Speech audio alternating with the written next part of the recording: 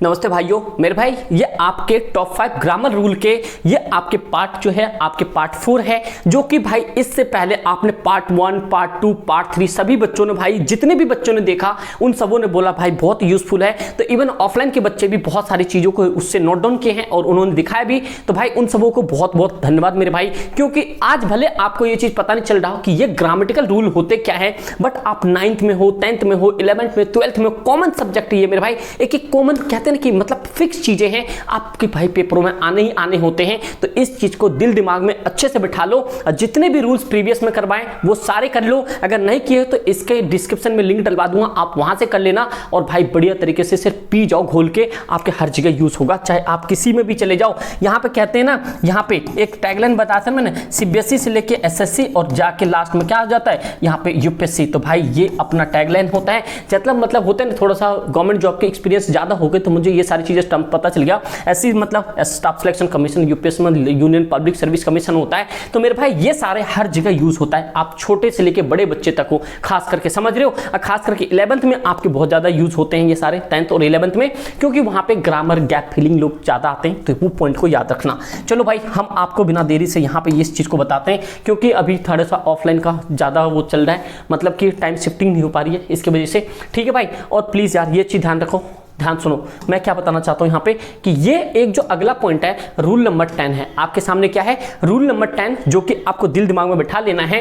कह रहा a number क्या होगा वहां पे, अ नंबर। ध्यान सुनना जो ये वर्ड्स आएंगे आपके, और भाई ये सीबीएसई का फेवरेट सारे ये टर्म्स है और इसी टर्म से हमेशा पेपर बना है। कोई सा भी उठा के देख लो, अब छोटे बच्चे से लेके बड़े बच्चे तक 12वीं तक के। तो इसीलिए मैं आपको कॉमन सब्जेक्ट लेकर आया हूं। देखो अ नंबर ऑफ लगा यहाँ पे, ये पॉइंट याद रखना, यहां तक है a number of, a large number of. ध्यान सुनना, कई बार आपने सुना अ लार्ज नंबर ऑफ ट्री, ध्यान सुना होगा बहुत सारे ट्री थे जंगल के अंदर में, ध्यान सुनो।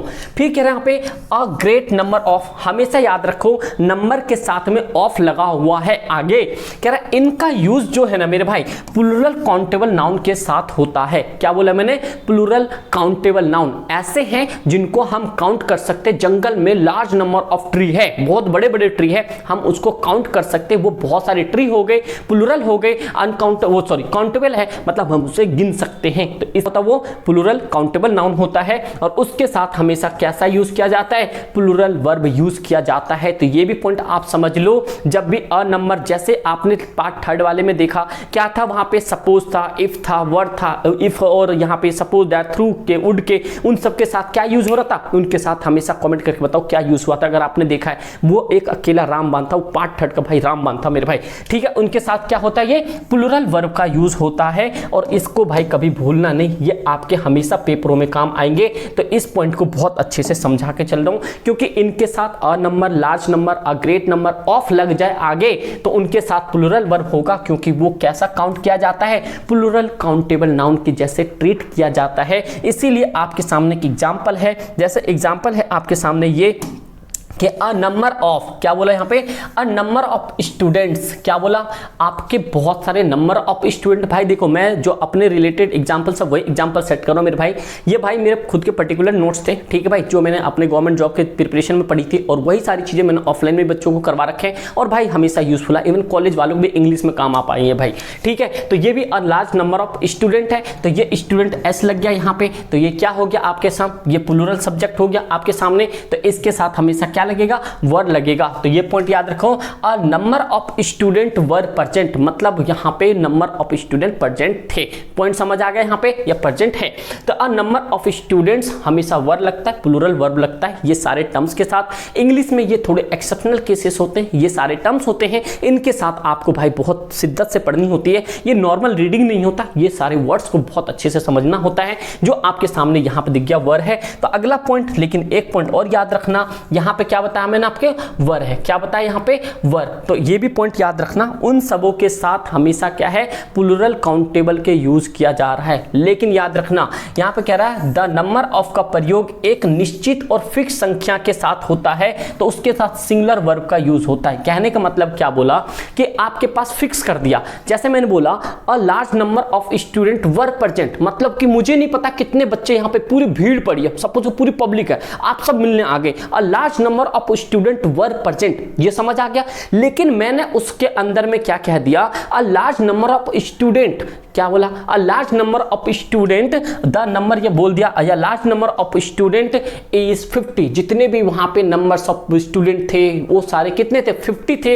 एक पर्टिकुलर निश को तैयार कर दिया, इतने नंबर्स थे। जब वहां पे निश्चित ये फिक्स चीजों की बात कर देगा, a number, large number, the number, of लग जाएगा आगे, उसके साथ हमेशा याद रखना क्या यूज होगा, सिंगुलर वर्ब का यूज होगा, जो आपके सामने यहां पे दिख रहा है मेरे भाई।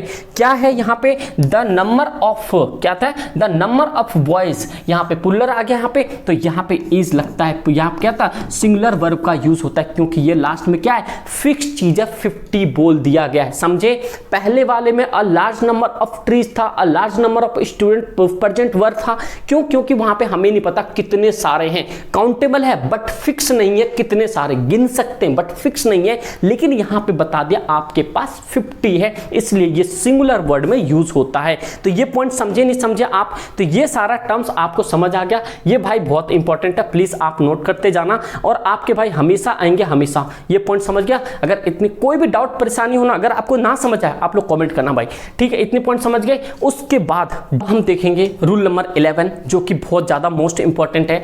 आप इसके अंदर में ऑल वर्ड का हमेशा फोकस करना, ये ऑल है, जहां पे ऑल का प्रयोग अनकाउंटेबल अर्थ में किया जाता है, मतलब जहां पे ऑल लग जाता है ना, वो एक तरह से अनकाउंटेबल के रूप में यूज होता है, जिसे हम काउंट नहीं कर सकते, इसीलिए इसके साथ हमेशा क्या माना जाता है, सिंगुलर माना जाता है, और इसके साथ हमेशा सिंगुलर वर्ब का प्रयोग करते हैं। तो ये भी पॉइंट याद रखना, जहां पे ऑल होता है, समझ रहे हो, जैसे बहुत सारे राइस हैं, बहुत सारी फीलिंग, बहुत लोगों के फीलिंग्स है ना, ऑल इज वेल जैसे एक एग्जांपल है, आपने सुना होगा, क्या आप बता सकते हो कौन सा मूवी का डायलॉग है, आप लोगों ने देखा है तो बताओ, ऑल इज वेल, तो ऑल आ गया, सब कुछ दुनिया में सब कुछ बढ़िया है, बुरा भी हो जाए फिर भी बढ़िया है, तो ऑल इज, ऑल शब्द आ गया, तो ये क्या हुआ, एक अनकाउंटेबल हो गया, इसके साथ हमेशा क्या लग गया, सिंगुलर वर्ब लग गया। ये देखो यहाँ पे कह रहा ऑल इज वेल, तो ऑल तो आपके पास सब कुछ हो गया, इसके साथ यहाँ पे सिंगुलर वर्ब लग गया, तो ये सारी समझ आ गया बात को। तो ऑल हमेशा अनकाउंटेबल होते हैं, इसके साथ सिंगुलर वर्ड यूज होते हैं, लेकिन कुछ एक्सेप्शनल केसेस भी मैं आपको लिखा देता हूं, वो भी पॉइंट आप याद रखो भाई। इसी तरीके से आप अपने नोट्स को तैयार करते जाना, ठीक है भाई। देखो क्या पॉइंट्स लिखा है यहाँ पे, अगला पॉइंट्स है यहाँ पे आपके सामने, नोट मैंने लिखवा दिया है, लेकिन क्या बोला मैंने, लेकिन ऑल का प्रयोग व्यक्ति या वस्तुओं की संख्या के लिए होता है तो प्लूरल माना जाता है। जैसे मैंने कहा एक फैमिली है, उसके अंदर कुछ तो लोग होंगे है ना, जिसमें कि आपके सामने हमेशा याद रखो एक व्यक्ति है, मैंने क्या बोला, एक व्यक्ति है, वो उसकी पूरी फैमिली कहीं पे जा रही है, ट्रिप पे जा रही है, तो वहां पे आप कैसे बोलोगे, प्लूरल वर्ब का यूज करोगे। जैसे यहाँ पे देख सकते हो क्या लिखा है यहाँ पे, all are well at home, मतलब घर पे क्या है, सब ठीक है, घर पे सब ठीक है, वहां पे काउंट कर सकते हैं ना, इसीलिए यहां पे क्या लगाया गया, ऐसे प्लूरल वर्ब का यूज हुआ है, यहां पे काउंट कर सकते हैं, क्योंकि पर्टिकुलर व्यक्ति के बारे में बता रहा है, घर पे सब ठीक है, वहां पे ऑल इज वेल, दुनिया में सब ठीक है, पता नहीं क्या है नहीं है, समझ रहे हो बात। किसी के साथ दुख होगा, किसी के साथ कोई सी का बर्थडे हो रहा होगा, किसी की मैयत हो रही होगी, किसी के भाई यहाँ पे शादी ब्याह हो रहा होगा, ये सारी चीजें हो रही है, फिर भी ऑल इज वेल।